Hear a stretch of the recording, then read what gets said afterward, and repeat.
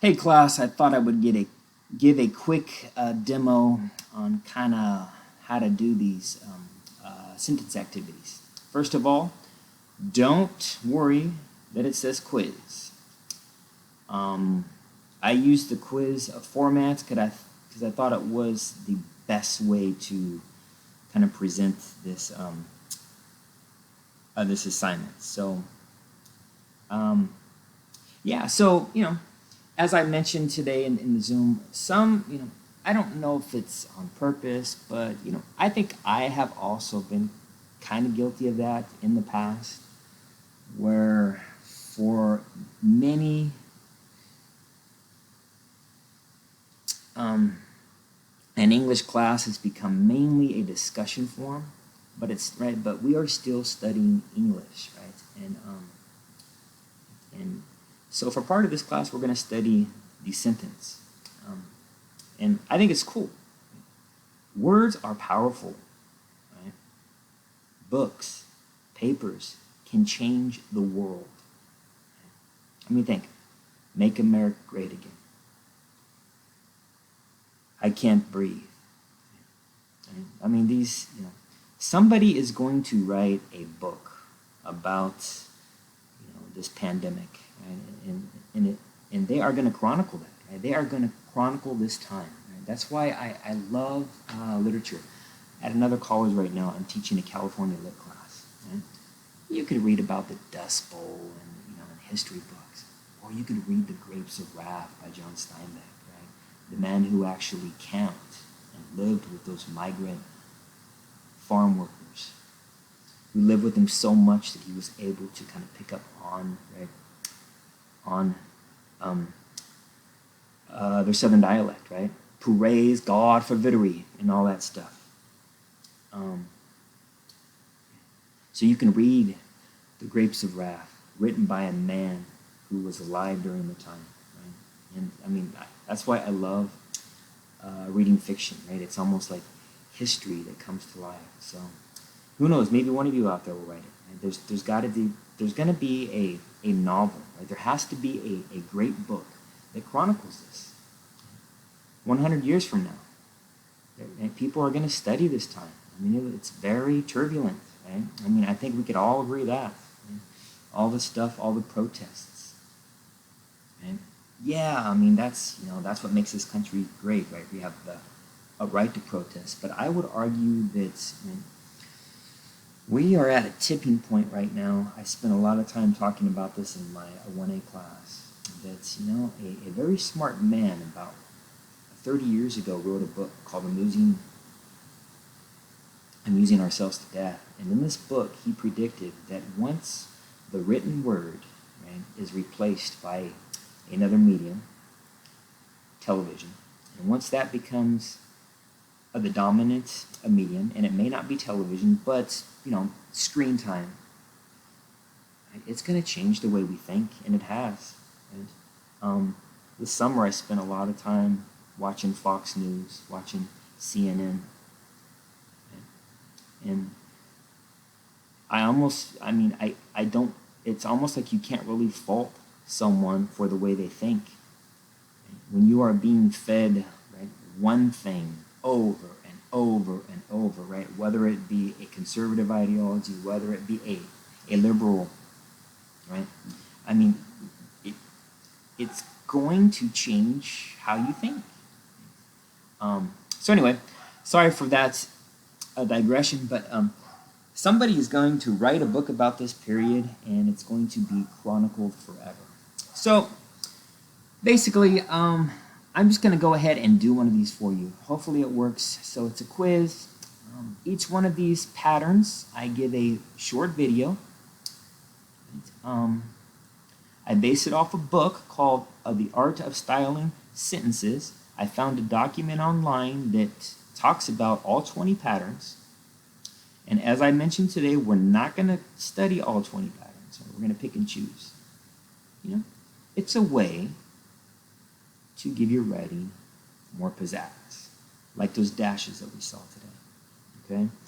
So our first section is basically going to be called compound constructions. You all know what a compound sentence is, right? Two sentences joined together with a comma and a fanboy conjunction. Well, this particular unit is going to teach us different ways to join sentences, all right? So actually, you know what? I think I'm going to go ahead and pull up that document again. And the first thing that we're going to talk about is, well, see, we have a compound sentence, right? With a semicolon and no conjunction. You may have always wondered, what is that thing for, a semicolon? I'm going to tell you. And then we'll talk about a compound sentence with elliptical construction. Right? And then a compound sentence with an explanatory statement. So we're going to use a colon. So let me just give you some examples. So I'm going to preview the quiz. You watch the video.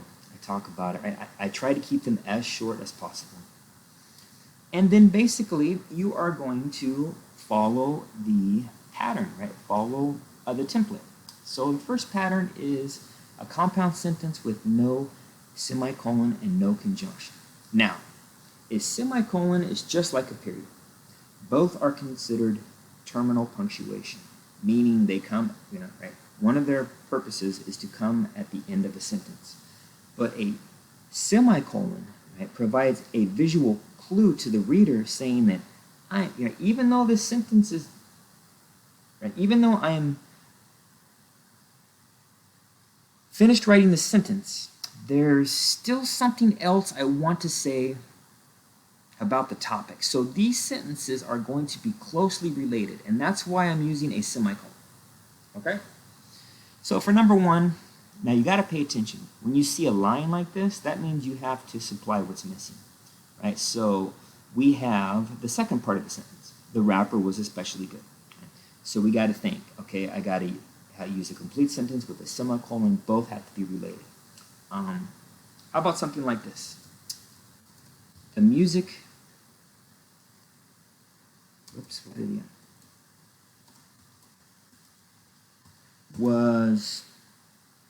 music festival was the best I have ever seen. Semicolon. The rapper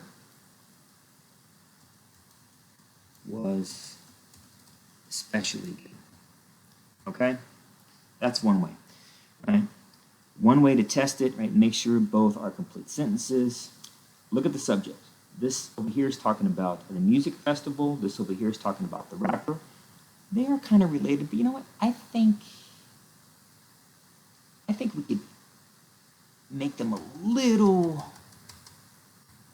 more connected. How about the performers at the talent show were I can't think of a good superlative, a good adjective, were outstanding. Semicolon. The rapper was especially good. So this is even better, right? Rapper, the performers, you can see that this sentence is an extension of this one, right? Because it's talking about one of those performers, okay? So number two, you are given the first part of the sentence, right? So you got a sentence, semicolon, you got to supply the sentence that comes after, all right? And then here we're talking about compound sentence with elliptical construction. This will be the hardest one that you do, but it's really cool. All right. So this only works if you have the same verb. Okay, so let's go ahead. I'm going to cheat. I'm going to copy this. Make sure you watch the videos. Going to carnivals makes me happy. Oh, whoops. I'm using a wireless keyboard and sometimes it sticks. Going to funerals makes me sad. Okay. So, an elliptical construction means that you're using the same verb in this sentence as you are here. And when that's the case, you can get rid of it. Right? You don't have to use it. I'll show you what I mean. So the verb and any other words that you feel are not needed. All right?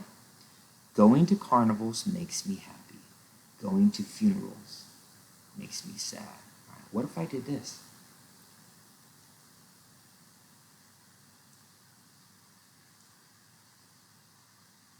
Well, what's the verb? Makes, right? Okay. So let's get rid of the verb. Makes me. See how we did that? Now read it. You'll notice, right, it kind of gives off a little more of a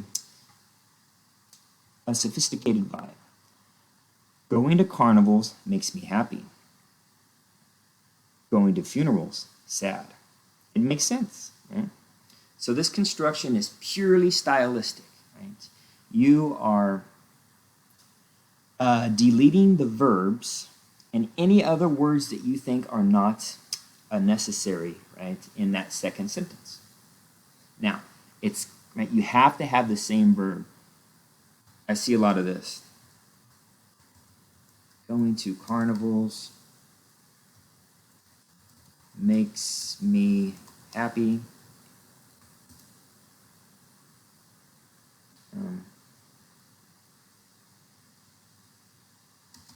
And I hate to go to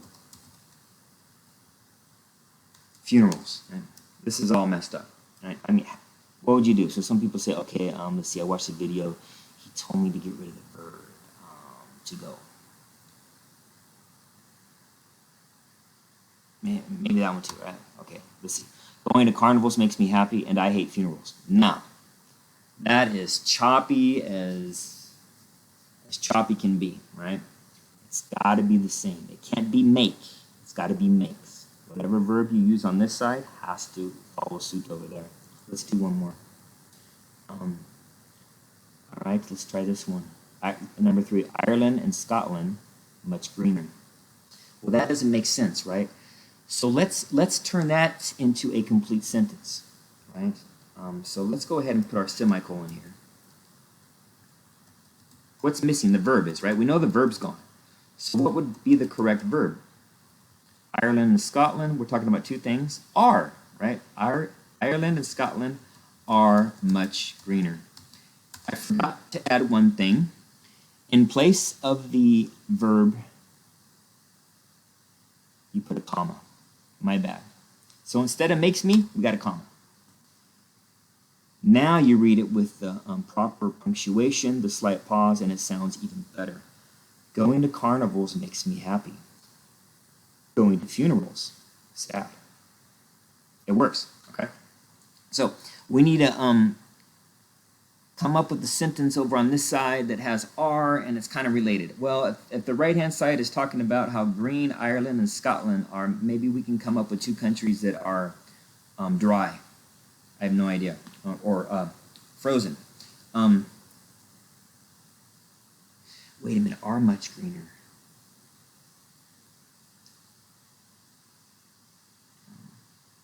Okay, yeah. So let's do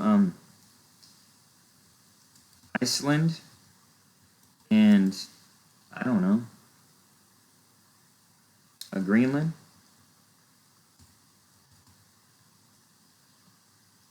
Yeah, my geography kind of went blank. Is Greenland a continent or a country? You better look that up. You guys are going to be thinking, man, that guy's dumb. Greenland is a country, right? It's the world's largest island. Well, it's not a continent.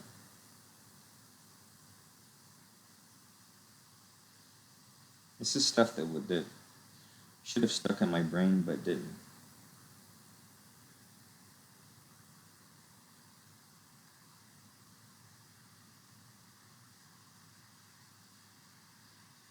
We're just going to roll with it. Yeah, it's not one of the 7 continents. So Iceland and Greenland are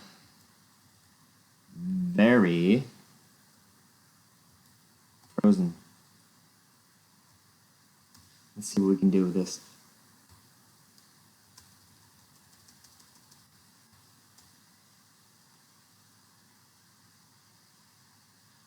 All right, so let's just start with the verb.